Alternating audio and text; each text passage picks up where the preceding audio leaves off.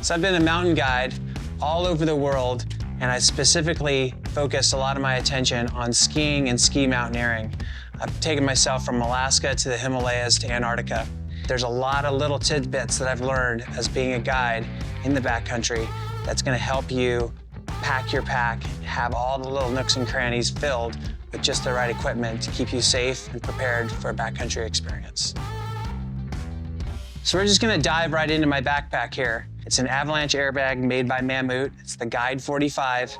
And the difference in the ski backpack from any other backpack is it has different compartments specific for your Avalanche safety equipment. There's a quick, easy compartment for all your safety equipment that you can achieve readily and quickly. So you have your shovel, your probe.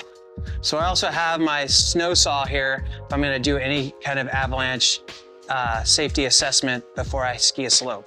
As we dive into the backpack, here's some key features that I like to keep on a daily basis. So open up the pack here. It's quick, easy access. So you can throw your backpack down in the snow and still have access to all your equipment easily accessible.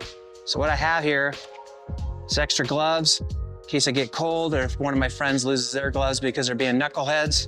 I've got a rescue tarp, which in the event that we're stuck out in the backcountry, we can use as a shelter, or if somebody were to get hurt in the backcountry, we can use as a sled. We have a down jacket to keep you warm, extra safety protection. I've got some thin gloves, which I'll probably be using when I start out, because here in Central Oregon, it's not too cold, and you don't want to be sweating and getting your hands overheated, so just using these gloves. An extra pair of goggles for the backcountry, probably some water. It's going to be a good idea. This is gonna be on your body before you go backcountry skiing, so this is always gonna stay in your pocket or on your body. It's your Avalanche transceiver. Got a couple extra ski straps to fix anything. I've got a dump bag in case I have to do my business out in the backcountry. We wanna pack it in and pack it out. And then I've got a notebook that's right in the rain, waterproof, so I can record my avalanche assessment or do some monitoring if there's an incident. A bunch of P cord, which also doubles as a roosh block cord if I'm gonna do some avalanche assessment, but this is always handy. My little side pocket, I've got my multi-tool. In my front pocket here, whoop, we've got another ski strap, a couple extra ski straps. We've got some glacier glasses. I also keep a little bit of ski wax in here in case your skis or skins get sticky. And lastly, I've got my first aid kit / repair kit.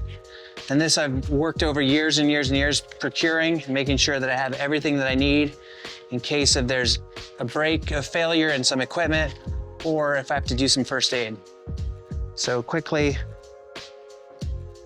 we've got all the trauma gear. I don't carry too much because this is all I'm trying to do is get somebody out of the backcountry and stop the bleeding. We've got a lot of gauze, some quick clot, some basic little Band-Aids, but mostly stopping major bleeding.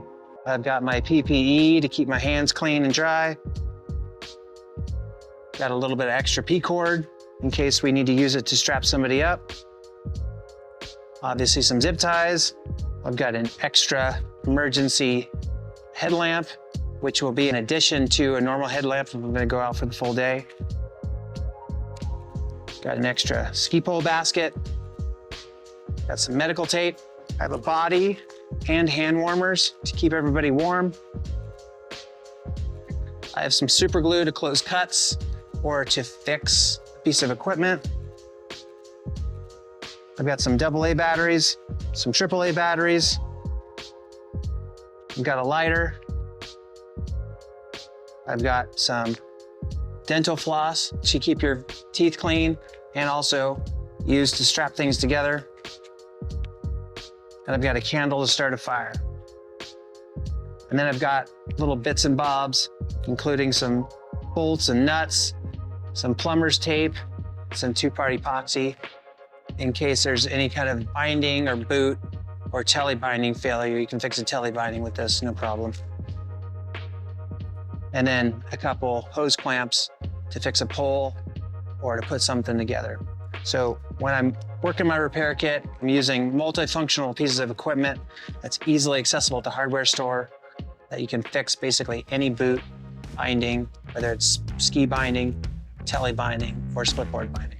So with that said, there's plenty of equipment that you can take in the backcountry. Maybe you might leave behind, or maybe you might take.